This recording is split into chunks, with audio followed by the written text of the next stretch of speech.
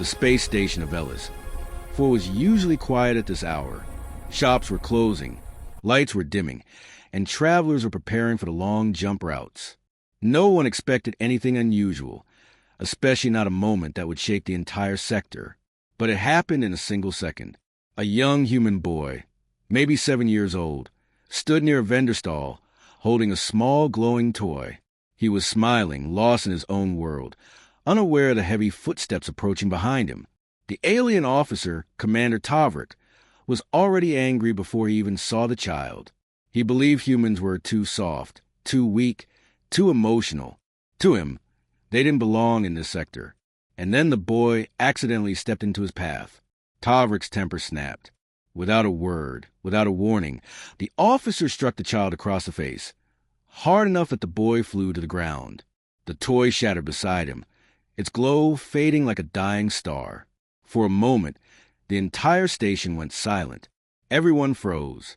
A human child hit by an alien officer in public. The boy didn't cry. That made it worse. He only touched his cheek gently, stunned, trying to understand what had happened. His small fingers trembled. A single drop of blood slipped down to the floor. Humans nearby stared in shock. Alien stepped back. Everyone knew what this meant. Tavrik realized too late. His expression changed from anger to fear. Because even he understood the rule. You do not harm a human child. Not ever. Not anywhere. Not if you want the Deathworlders to stay calm. Someone whispered, "They're going to come. They always come." And they did. Lights flickered. The air vibrated. The station alarms began to pulse. The Deathworlders had already received the report, and they were on their way. The report traveled faster than sound, faster than thought, faster than fear itself. It moved through encrypted channels, bouncing across satellites, relay towers, and human-operated outposts. Within seconds, the message reached a place every species hoped it would never disturb. Earth's defense grid, priority red channel. Inside the command room, quiet screens flashed red. Officers turned. A silent tension filled the air, the kind humans felt before storms, wars, or great decisions. Commander Ray Haldane read the message first. Her eyes hardened. "Repeat that," she ordered. The AI replayed the alert. Human miner assaulted by foreign authority on Velis 4. Injury level, moderate. Perpetrator, alien officer Tavrik. Witnesses, multiple. The room became still. Even machines seemed to pause. Ray closed her eyes for half a second. She didn't need the rest of the report. One line was enough. A human child was harmed. She stood up slowly, her voice steady but sharp.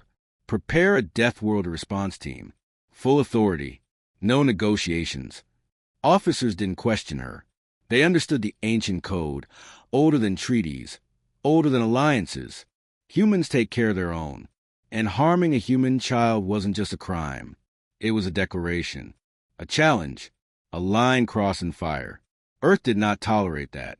Across the planet, deep underground, enormous doors began sliding open. Heavy machines powered up. Tremors shook the hangars as starships awakened. Lights flickered into life like eyes opening in the dark. The flagship Sentinel Vega roared online, engines glowing blue-white. Deathworlder soldiers secured armor, weapons, and medical kits. Their faces were calm, but their steps were heavy with purpose. No speeches, no anger, no hesitation. Just duty. Ray gave one final order. Launch immediately. The boy won't wait. And with that, humanity moved. Velis, for felt different after the strike. The air itself seemed heavier, like the station understood what was coming. People moved quietly, speaking only in whispers, as if loud noise might attract something dangerous. Tavrik, the alien officer, paced in the central hall. His hands shook, though he tried to hide it. He kept telling himself he had done nothing wrong, that humans were overreacting species, that the child had stepped in his way. But every glance he received told another story. Fear, pity, distance. Not for the boy. For him. The boy sat with two human travelers near a bench, holding a warm pack against his cheek. He still looked confused, not fully understanding the storm forming around him. Children didn't always see the size of danger, but adults did. An elderly alien merchant leaned close to another vendor and whispered, "If the Deathworlders come, this station may not survive." "Then why do we evacuate?" the vendor whispered back. "Because sometimes," the merchant said softly, "running only makes them angrier." The lights flickered again. A deep rumble passed through the metal floors. The entire station vibrated for a heartbeat, just a soft tremor, but enough to send a wave of panic through the crowd. Someone shouted, "Are they here already?" Tavrik froze. The station AI spoke calmly over the speakers. "Unidentified hyperspace signatures approaching. Estimated arrival, 3 minutes." People rushed toward exits, but the docking arms were locked. Security drones hovered nervously, unsure of what protocols to follow. Tavrik swallowed hard. 3 minutes. Not even enough time to leave the station.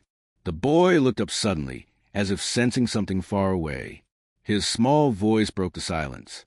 "Are they coming for me?" The older human beside him nodded gently. "No, child, they're coming because of you." And far beyond the station, space itself began to crack with blue-white light.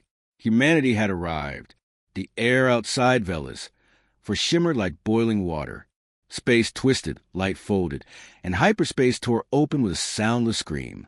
3 massive human warships emerged, dark, angular, and heavily armored. Their hulls carried no decorations, no warnings, no symbols. They didn't need any. Everyone in the galaxy recognized Deathworlder vessels instantly. The largest ship, Sentinel Vega, positioned itself above the station like a silent judge. Its engines glowed cold blue, casting long shadows over the habitat rings. Inside Veles, for every screen flashed. Human flagship, docking sequence initiated. People panicked.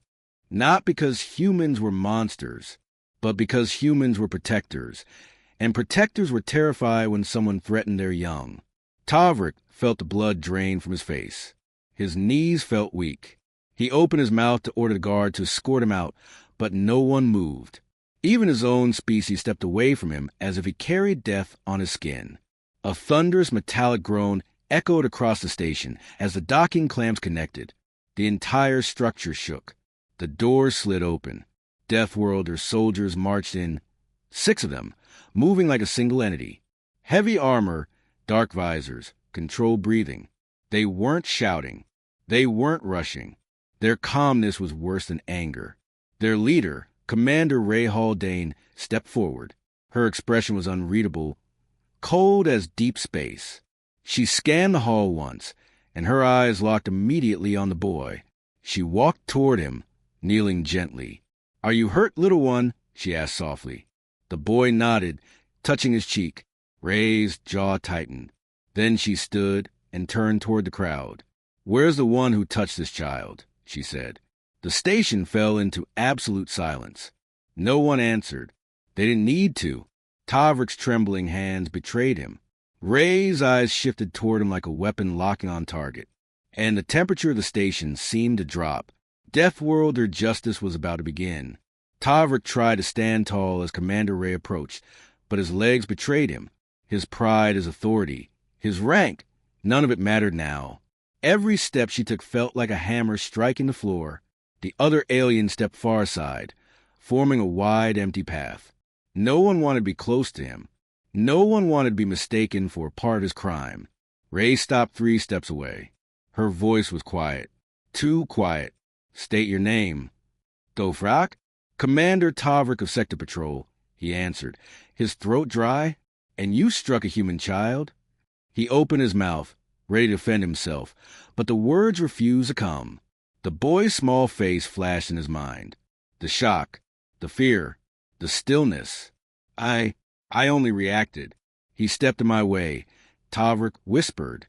Ray's expression didn't change, but the soldier behind her shifted, their armor humming softly, an unmistakable sign of anger barely controlled. "A Deathworlder child," Ray said slowly, "is not something you react to. You protect them. You step around them. You lower your voice for them. You guard them like they're pieces of your own soul. That is our code." Tavrik swallowed hard, his face wet with sweat. I didn't know the consequences.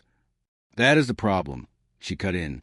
You didn't know, yet you chose violence. Around them, the crowd watched silently, their breaths held. No one dared interrupt. A few aliens looked away, unable to witness what was clearly justice or punishment. Ray called out to the station AI. Play the security footage.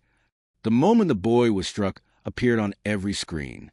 The sound, the impact, the child hitting the floor. A wave of anger moved through the humans like a quiet storm. Ray stepped closer. In our culture, she said, voice firm and cold, we answer harm with accountability. Tavrik felt his strength leave him. He now understood. Deathworlders were not here for revenge. They were here to make sure this never happened again. The station remained silent as the security footage ended. No one moved. No one dared breathe. Every pair of eyes was fixed on Commander Ray, waiting for her judgment. Ray turned her head toward the young boy. He was sitting quietly, his small hands folded together, a tiny bruise still visible on his cheek. When he saw Ray looking, he tried to smile, brave but scared. Something inside her softened. She knelt beside him again. You are safe now, she said gently. No one will ever touch you like that again. The boy nodded, trusting her completely. Ray rose to her feet and faced Tavrik. Commander, she said, her voice steady and cold. By striking a human child, you broke the oldest rule between our species. You didn't just hurt him, you threatened the peace between worlds. Tavrik felt the ground tilt under him. His voice trembled. What will you do to me? Ray didn't shout. She didn't show anger. Her calmness was terrifying. You will face Earth's tribunal, she said. You will answer for your actions before those who protect our children. You will learn why we value them more than our ships, more than our cities, more than our own lives. 2 Deathworlder soldiers stepped forward, securing him firmly but without cruelty. Tavrik didn't resist. There was nothing left to say. As they escorted him toward the docking bay, the station's residents watched in silence, not with fear but with understanding. Justice here was not wild or savage. It was precise, controlled, and absolute. Ray returned to the boy. She wrapped her coat gently around his shoulders. We're taking you home, she whispered. And when the human ships left Veles, for the station remained quiet for hours, as if reflecting on the lesson it had witnessed. You can challenge humanity's strength. You can challenge humanity's armies. But you never, ever harm their children. Because if you do, Deathworlders come. And the galaxy remembers.